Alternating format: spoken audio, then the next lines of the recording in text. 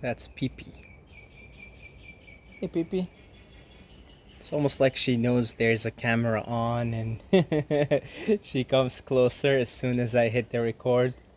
Hey, Pee Pee. Pee Pee. She's a puppy. Pee Pee. So, we're gonna go deep in this one.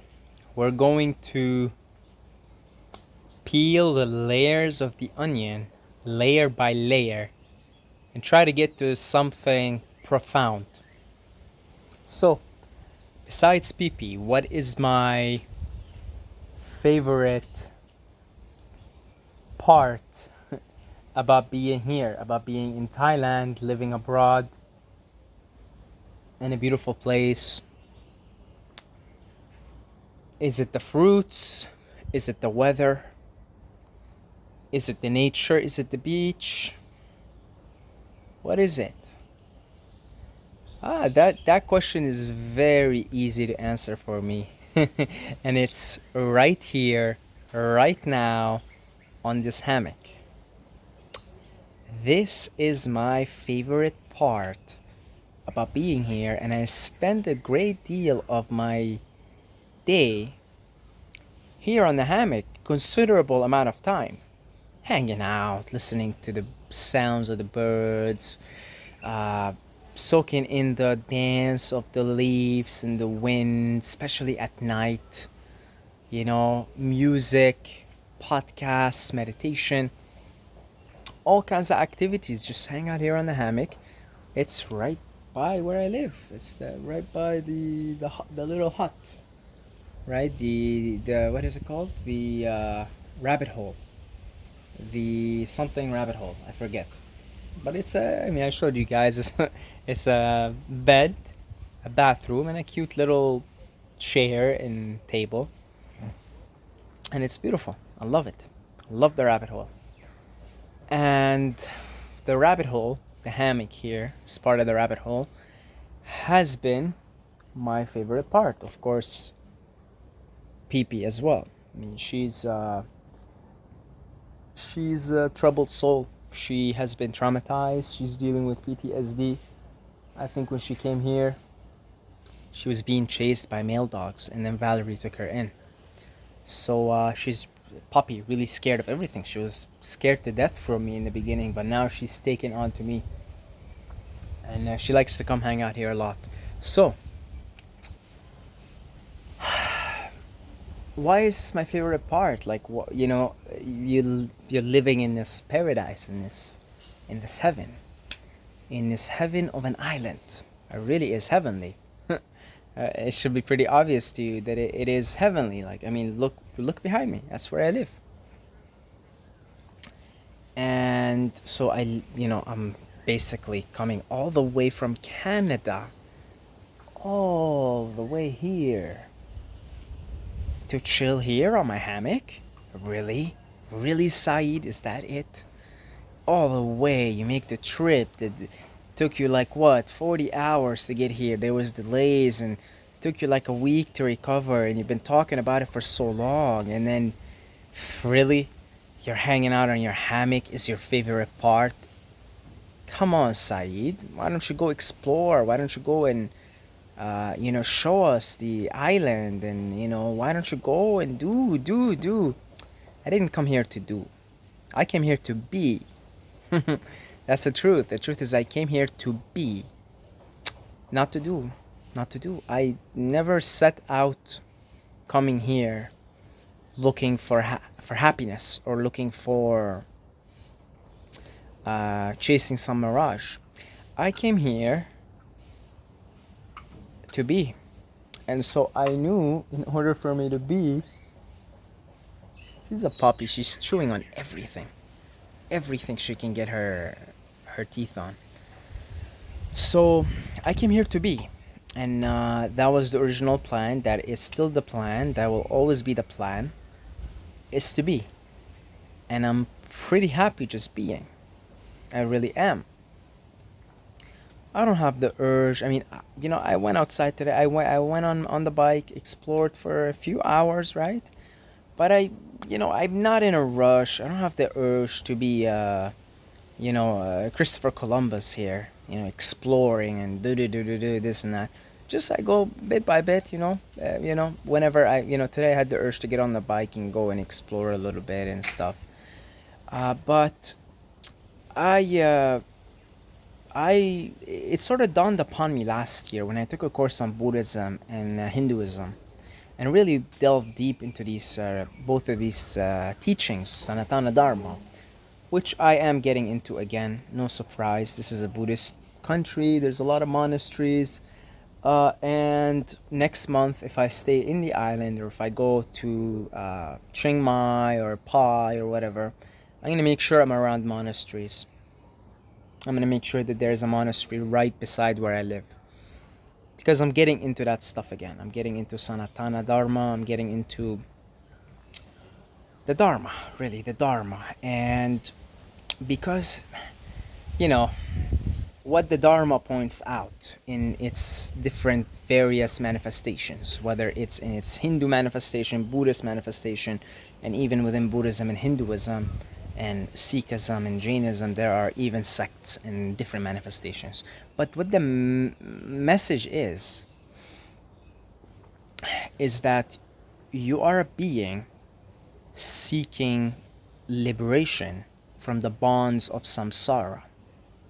And what keeps you going around and around and around, the cycle of death and rebirth, the bonds of samsara, is this icky feeling, this chase, this desire, and this thirst, let's say, and you try to quench the thirst via external means, via chasing something outside of yourself to somehow bring you happiness. But as I pointed out in my previous videos many times, that I had lived in a desert, that I grew up in a desert, and often we would go drive in the desert, and wherever you drive, there is a mirage.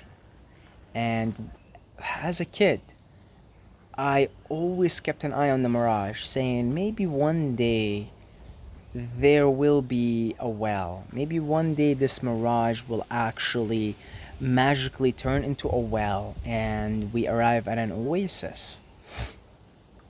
Which of course never happened. Which of course never happened because it was always continuously a mirage, an illusion. And so being in a state of chase, agitation, desire, is chasing a mirage.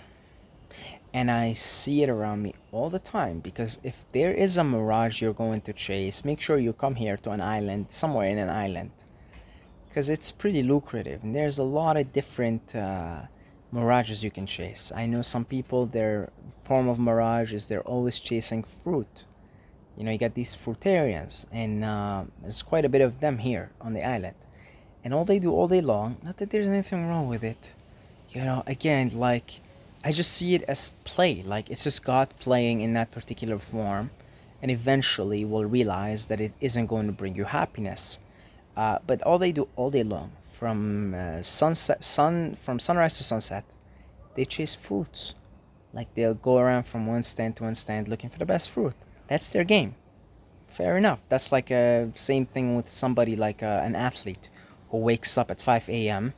And just trains. That's their game. They're chasing the accomplishments, the achievements that come from being, on top of their game, an elite athlete in their particular sport. That's their game. Fair enough. I mean, it's all different trips, different games, right? And, there's people playing different games here too. Some people come here, they're playing the game of photos. Like, I met this couple, and all the girl was doing is she was taking photos, looking for the best place to take a photo, just taking a photo. That's her game. Probably has an Instagram. She that's her thing, travel vlogs or whatever. That's her game, and she just goes around from place to place and takes photos, you know. And so again, there's nothing wrong with any of it. It's all games we play until we realize that these games are play. So when you realize it's play, you stop taking it seriously, and you stop looking for happiness or for validation, or for again, for you stop the thirst. You just play.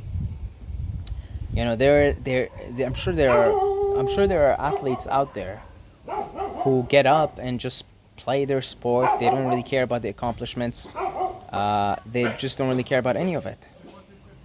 I'm sure. I'm sure. Dogs are so beautiful. I'm sure there are people like that. I'm sure there are people like athletes who just get up and all they do is play the game. They don't care about accomplishments. Like, they don't give a shit if their name is in the newspaper or if they won this or won that. They're just playing. So there's a difference. Not that you stop playing your game, it's that you play your game as a game, and you don't look for it as a way to quench your thirst, because that is not going to happen. No game is going to quench your thirst. If you're going out, even chasing beauty, you're going from one part of the island to another. They're here looking for the most beautiful view. Oh, this is beautiful, but if. Then you go to a different place and you look for that. Oh, okay, this is beautiful, but not beautiful enough. And then boom, boom, boom, boom, you're looking for that perfection. There is a thirst, and you're trying to quench the thirst, and it manifests in the form of desire, in the form of chasing.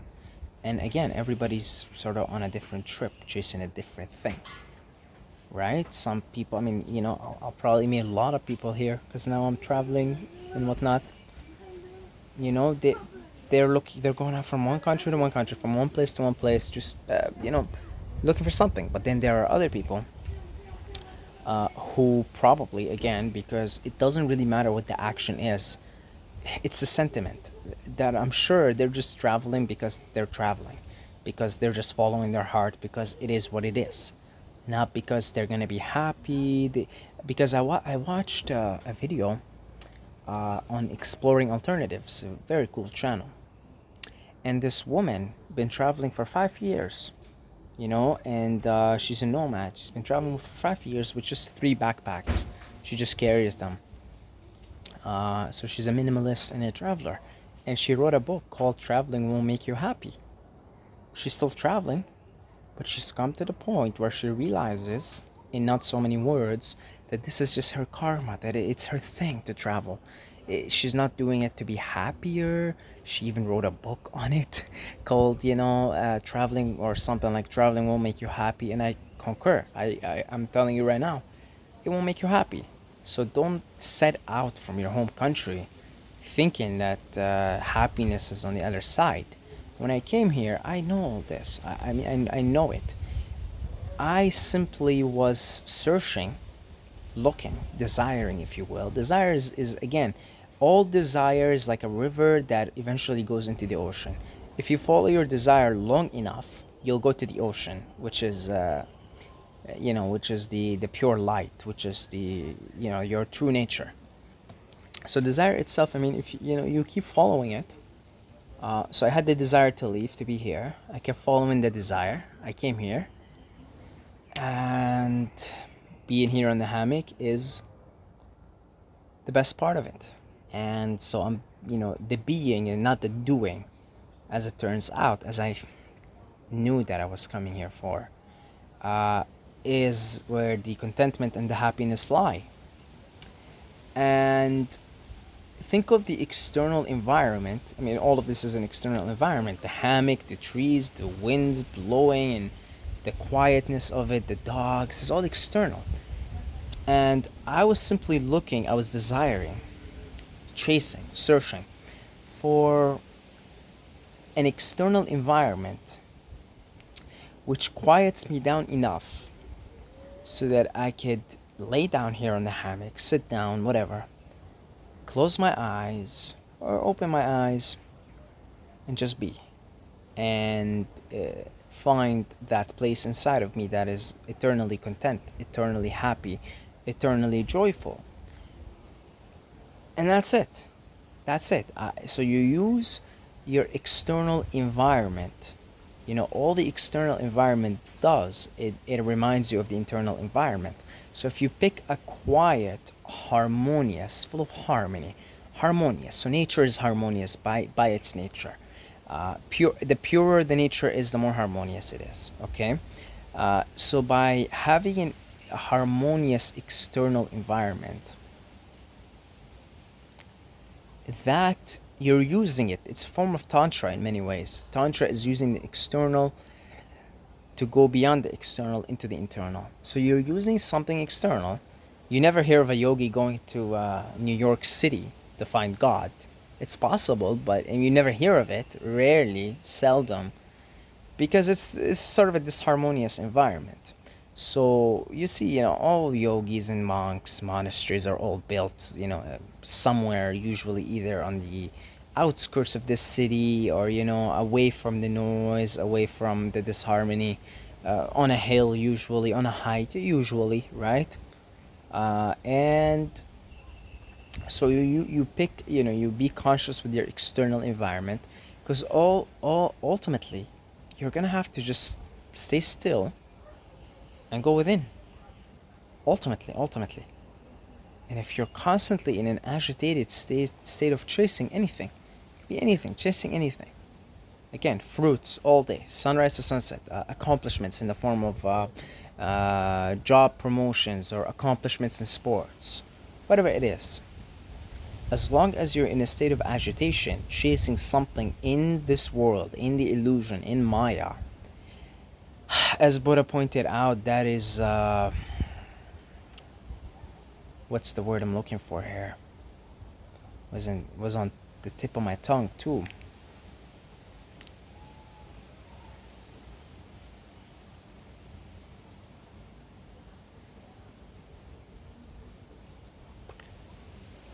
Okay, it's like it's a desperate. It leads to desperation. Okay, it just leads to desperation. It isn't going to get you there. Period. It isn't. That's the thing. It is not. It is not. Nothing. Nothing you chase will get you where you think it'll get you. Nothing. It's. There's no point. There really is no point. At some point, you're going to have to stay still. I don't know when. In everybody's in a different part of their evolution. You see? But at some point, you have to stay still and go within. That's it. Like it's like that's what Buddha saw too when he was sitting under the Bodhi tree. He saw this whole thing. He's like, it all leads to suffering. All form of chasing, desire, agitation, chasing. He saw the whole thing. It's like he went into the supercomputer mode, looked for all the different possible outcomes, and saw that it all leads to suffering because it's all finite, and it there is a point, you accomplish something, you get something, you chase something, and then you get this dopamine rush, and then you go down, and then you're like, man, I gotta get high again, I gotta go up again. You see? And it's like a never-ending cycle. You're just on a rat on a wheel.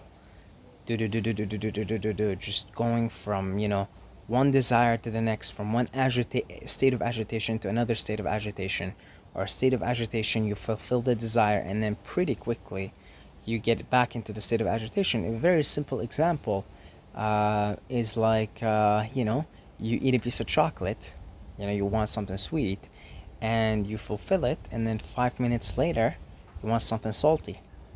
And then you go chasing something salty, you're back in agitation, and then you eat something salty and fulfilled for 5 minutes, and now you want something sweet. And that's a perfect example of where the majority of us humans are living. This is how we're living our lives. Mostly in a state of agitation, momentarily fulfillment, back into agitation.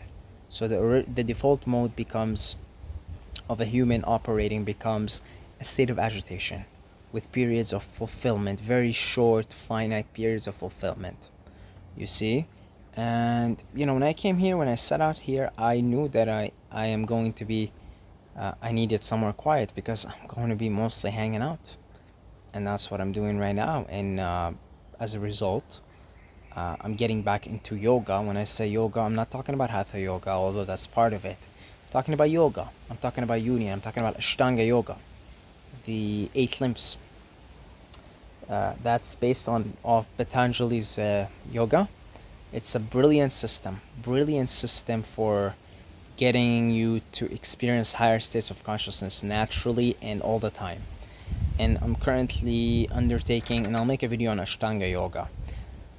I'm currently undertaking the first 2 pillars, which is yamas and niyamas, which is basically the ethics behind yoga. Non-violence, non-stealing, no fab, and what else? And then there's contentment, and there is purity. So I'm probably going to be undertaking a juice diet, very like a liquid diet purely, very soon. That's on the menu. So anyway, it's all based on this system of Ashtanga yoga, which is a brilliant system. And well, the system of Ashtanga yoga requires a lot of self-reflection, meditation, reading, and that's the perfect place here. Because really, like, at the end of the day, where am I going? There's nothing out there that is going to bring me happiness. I know this. I had a fitness channel. It reached over 100,000 subscribers. I was like a superstar in the gym. Superstar. Okay, superstar. I mean, I walk in the gym and everybody loves me. All the girls, oof, their eyes like this.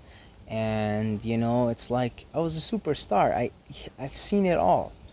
I'd go, I'd chase this accomplishment, I'd do all of this, and I would get that accomplishment, I would get that validation from society, and it would bring me a very small, finite happiness. Very small, and it's like, when you get there, you're like, really? Is that it? And then you go chasing for more. Okay, I remember the phase where I was picking up girls. You get a number, and then you feel happy for like 15 minutes, and you want the next number. Or you get a kiss, and you want the next kiss. Boom, boom, boom, boom, boom. On and on it goes.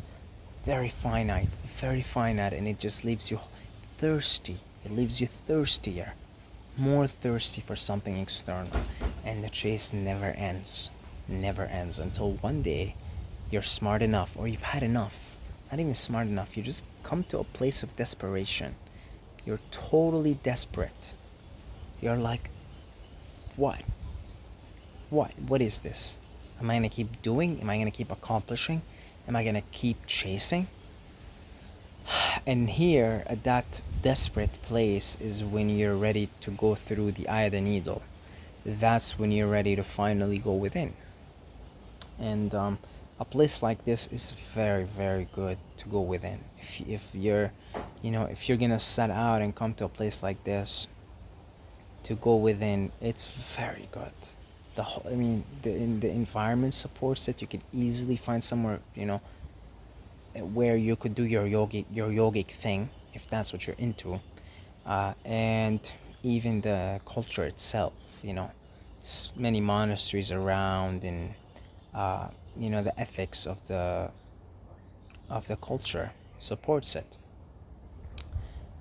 So I'm very appreciative, very thankful, and very happy to finally find an external environment that can allow me to quiet down and get into a peaceful state where I could go within, because that's where the real journey is.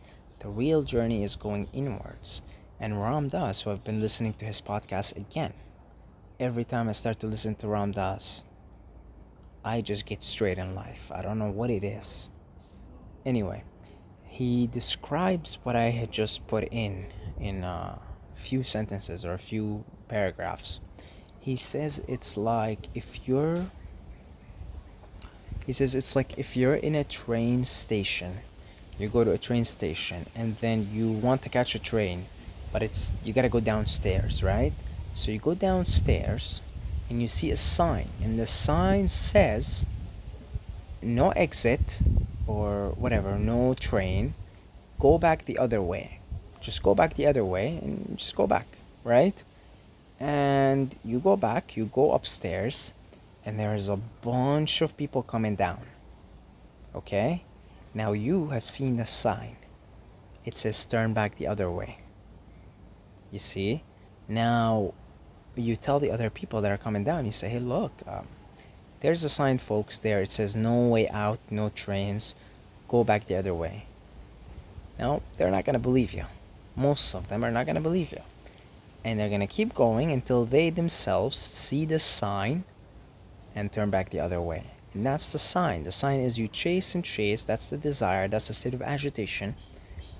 And then you got to see the sign at some point, and that's the point of desperation. And then you turn back. And then you go back, and that's the journey inwards. And that's when you realize, okay, well, I guess I got to do some, I got to stay still. I got to go within. Maybe close my eyes, go within. See what's going on here. What's happening here? What is causing this state of agitation? Who am I? Who really am I? Now we're talking. Now we're actually starting to play the game. Anything else is a sideshow. It's not, I wouldn't say waste. I would just say, it's just passing time, right? It's just passing time. But when you see this sign and you turn inwards, now we're talking. Now we're talking. Okay? So yeah, I think we pretty much we did dig through peeled through the onion here. So I think that was very a very sobering video. And yeah, shout out to this hammock. I love this hammock. And I'd like to extend my gratitude to our beautiful Patreons for supporting this journey, this channel, believing in the channel, believing in the ideas and the upliftment that takes place in these videos to support it financially. So thank you guys so much. There's a link for Patreon in the description, as well as a PayPal. If you'd like to just make a one-time donation, you could do it via PayPal. Links in the description. Love you guys. And until next time, may the force be with you.